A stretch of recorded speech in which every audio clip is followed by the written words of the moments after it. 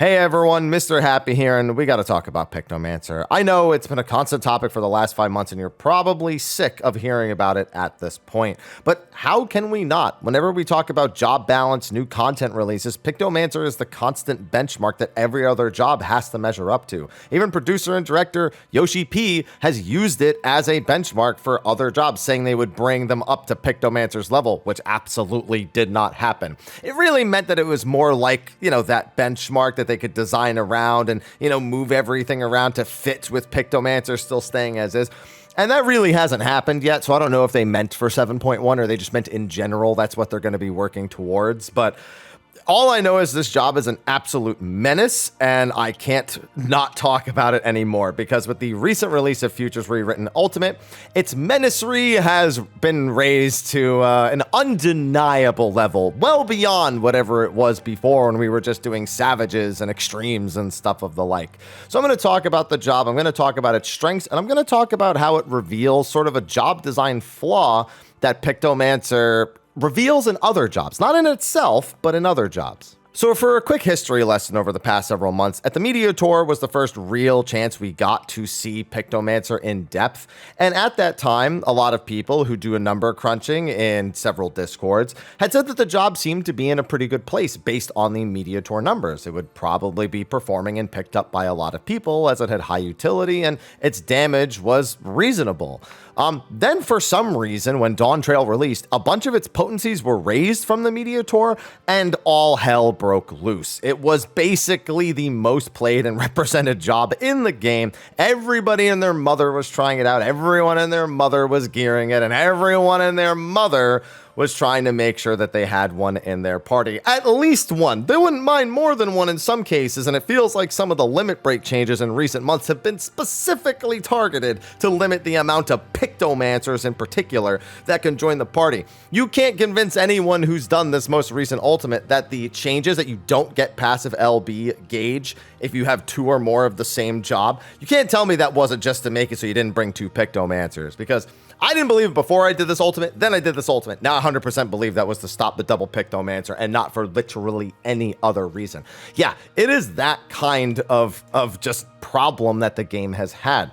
We've constantly seen them do little adjustments to other jobs, and some things are closer to Pictomancer now. So much so that in Savage encounters and full uptime encounters, Pictomancer is actually in kind of a reasonable position. I still think it's too strong in those, encounters, and I think Black Mage should probably be the king of the casters, as it always has been, on top of getting some other changes, because let's be honest, Black Mages definitely still want a handful of other changes, even after the Instant Despair. But the point is that it almost seemed like maybe Pictomancer was approaching something that was okay. Maybe in like another patch or two, we were going to see the job really level out and we could stop talking about it nearly as much as we had been. Use it as like a warning of things that they shouldn't do in the future.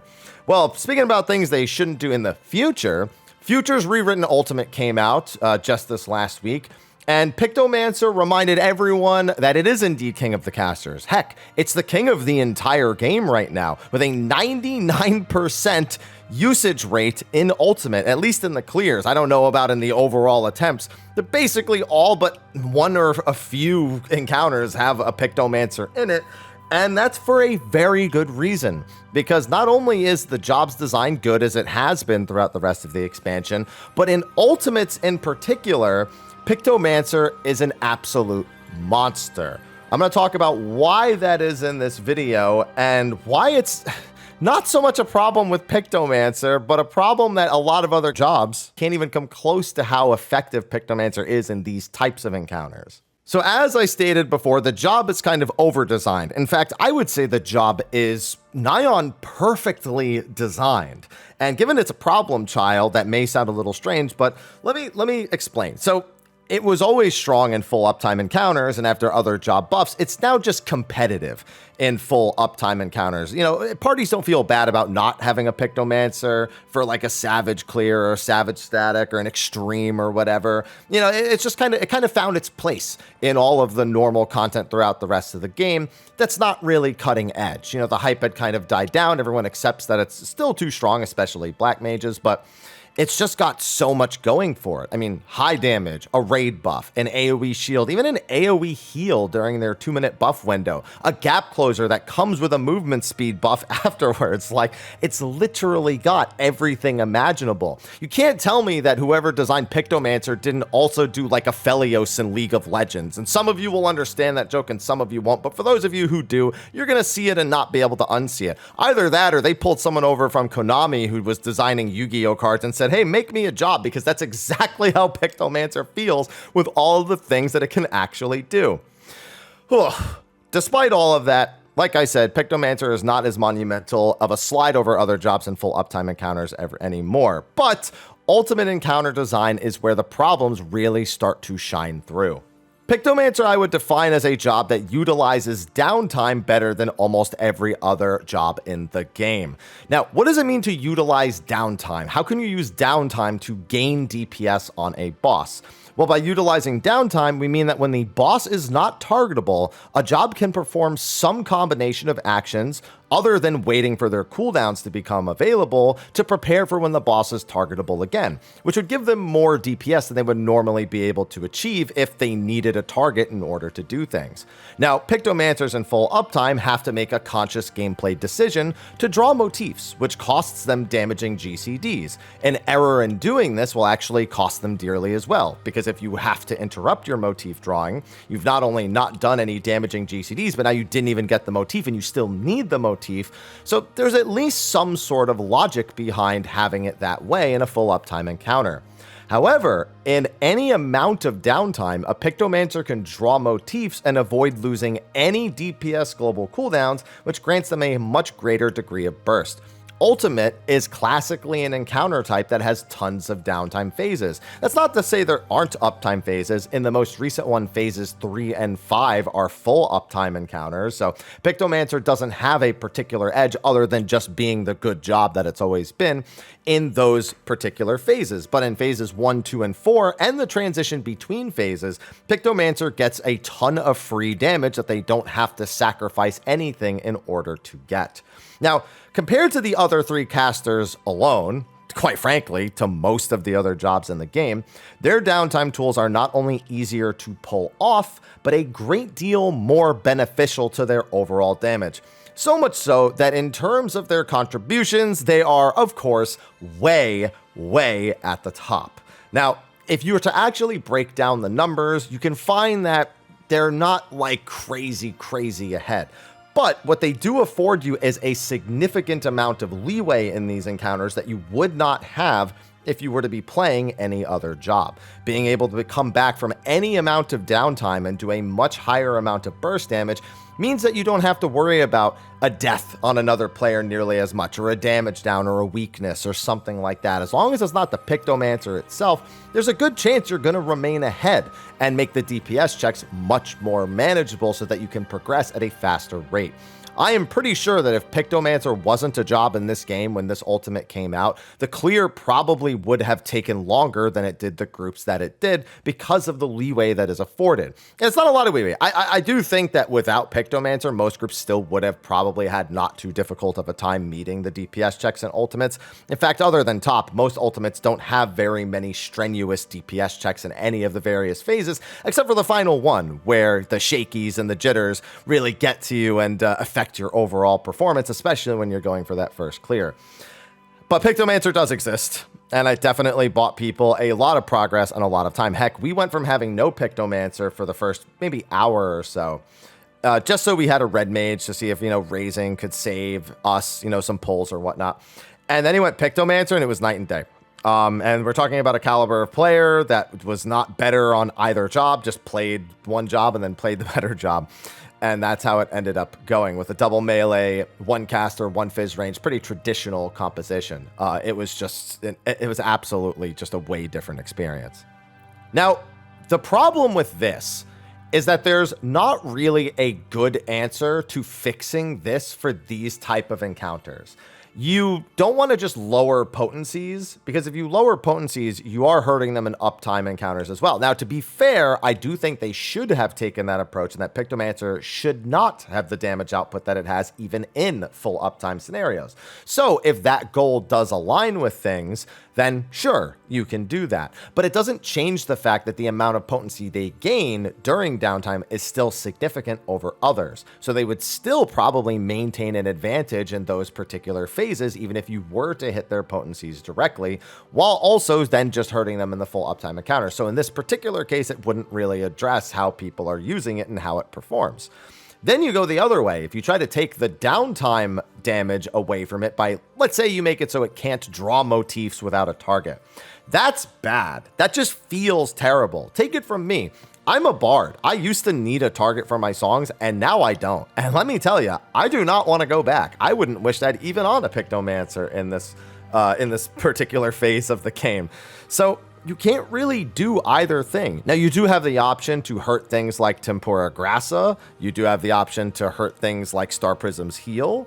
So there are places that you can hit it that aren't that. And I think it would be fair to, maybe lower the percentage HP shield on Grassa or something, just to make sure it wasn't so strong in every capacity. But the damage is really what most people are going to look at. And it's really, really hard to just say, well, let's just nerf Pictomancer because it's really bad. It's really good in downtime phases where most other jobs don't do so well. So it just seems like they've designed themselves into a hole with Pictomancer. It's just so perfectly designed that other than stripping back some potency, you're going to have to hurt the job's identity in order to weaken it in any capacity. And I think that's probably the best answer, is to just hit its potency like everyone seemed to think they were going to do until they said they weren't going to nerf it. Heck, all the Picto mains, all the casters who really want to play something that isn't Picto, all the people who maybe play melee or another role but keep getting asked to flex the Picto, they're like, it's probably okay if you actually nerf this job. I don't think we're all going to be that mad if they just don't do the best damage in the game while having an AoE shield, AoE heal, and a raid buff. I think we'll be okay, and we'll probably still enjoy it if we enjoy it. But I mean, at this rate, it doesn't seem like that's what they're going to do. So what are the other answers? And the other answer is what Yoshi P himself said, is to bring other jobs up to Picto. Use it as a baseline with which how to design the other jobs. And that comes with pros and cons too. With Picto's big advantage in Ultimates being that it does so well in downtime phases, you start to look at jobs that don't do well and think, okay, well, we can give them tools. But that's kind of a form of homogenization. Like, imagine if every job that has a gauge has a meditate, like Samurai does now. Okay, all gauge jobs have a meditate. Homogenization, Do they have to add something that has more skill expression? Good example is Monk. Monk actually has a good amount of skill expression during downtime phases. Most people will think about just hitting your chakra button up to 5 times, but in really long downtime phases, a Monk is going to use a stack of perfect balance to actually generate a Nadi. They can do that with their AoE GCDs. They don't need to actually damage a target in order to generate their Nadi. So you can come back to a much stronger burst window with like a Phantom Rush or something like that, or even prepare a perfect balance right before uptime becomes available, so that way you don't overcap it. There's just, what I'm saying is there's room for Monk to actually express skill in downtime, and a good Monk is going to be better in those scenarios than a bad Monk is. Other jobs just have straight up, good gauges that deal with downtime well. Black Mage isn't the best example, but Umbral Soul, now that you don't have to spam it, is actually okay. It generates the Xenoglossy stacks, but, most people still want other changes for that, like your Flare Star not going away when you go Ice. Honestly, I think they could add, like, if you're an Umbral Soul for, like, 15 seconds, your Xenoglossy does, like, double damage when you come back or something like that. I don't know. I'm just trying to think of something. Another good example is Bard. Bard just can now sing their songs, without a target, like I mentioned earlier. And so we just constantly generate gauge. I can get all of my stacks for Army's Payon, so I can haste on my 2-minute when I come back, or I can have 100 gauge ready for an Apex Blast combo. And that feels great. And they're not like really big gameplay elements. They're not as groundbreaking as Picto, but there's something. Meanwhile, Reaper hits Soul So, and they're like, well, at least I have Harvest Moon. Whoop-de-doo. Or a machinist is like, better hoard my my heat and my battery before the downtime phase, because otherwise I won't have the right amount when I come back, or it won't be as good for the phase that I have to do right after. Like, those little tiny decisions, like, again, it's not a problem in theory to have jobs. Some do better and some do worse when it comes to boss uptime and boss downtime. I mean, that's individual job strength, and a lot of people have advocated for that. But we are at a point where Pictomancer is so monstrously strong with those downtime phases, especially in a progression scenario, that other elements are just being thrown to the wayside just to make sure that you can have a Pictomancer in the group. PFs are locking Pictomancer in their PFs, and quite frankly, I normally hate that stuff, but I can't blame them, especially in the party finder. They're nervous they're even going to get 8 competent players. And yes, I'm including them. Just because you're the party finder leader does not mean you're any better than the other 7 people. Let's be completely clear about that. And it has things in such a state that are equal parts funny and equal parts concerning. Now, I know some people are going to point like, oh, in 8.0, they said they were going to do a whole bunch of stuff. That's not a reason to not talk about this now, okay? It's been a problem for 5 months. Everyone's been saying it's a problem. A lot of people have been saying it's okay to nerf Pictomancer. You don't need to bring everything up. But if you are going to bring everything up, you really got to bring everything up. Like, Fizz range as my role is really starting to come into question about whether or not we're worth bringing. That's a question we regularly deal with, but Pictomancer is really making it worse, and I'm getting more and more nervous, okay? You really need to give us something, okay? Summoner, Red Mage, you need to give them something, all right? At least raising is actually pretty valuable in this ultimate, and one of the only non-Picto clears was the only caster was indeed a Red Mage, so, you know, you guys are looking okay as long as the group is performing well, but the imbalance of things it's probably the most drastic it's ever been. Even if it's still just percentages, it's not like, you know, 20, 30%. Well, I say that, but I remember somebody telling me that the difference between bringing a Pictomancer and a Summoner was like a melee LB3 or something like that. Like, it's like you would still need an extra melee LB3 and perfect play on the Summoner in order to make up for the Picto. Yeah, that's not good. Never mind. I can't even say that. It's not that bad. No, it's bad, man. It's real bad. It's funny, but like, it's sad at the same time. Yeah, I just wanted to make a video ranting about this because it's just crazy to see how it's gotten at this point. I really wonder if they're looking at the data. I really wonder if they're trying to figure out, like, if this is an issue with the way they design the encounters, if they are finally looking at Pictomancer as a way they design the chop. I don't know. But Pictomancer, you're too much. You're way too much. And now at the tippy top of the content scale, I think it is definitely becoming a problem. But that's just what I think. That's my analysis. This is all technically my opinion, backed by a lot of data, but it's just my opinion. Let me know what you think in the comment section of the video below. Be sure to like and subscribe, and don't forget, I do have the remaining verses that will be coming out. Feels like it might as well just be, should make one versus and be Picto versus everyone, and you all know who the winner is going to be, but you know what, I think I'll actually finish making the last couple of versus videos I still have to do. But anyway, thank you for watching. I'll see all of you in the next one, and until then, take care.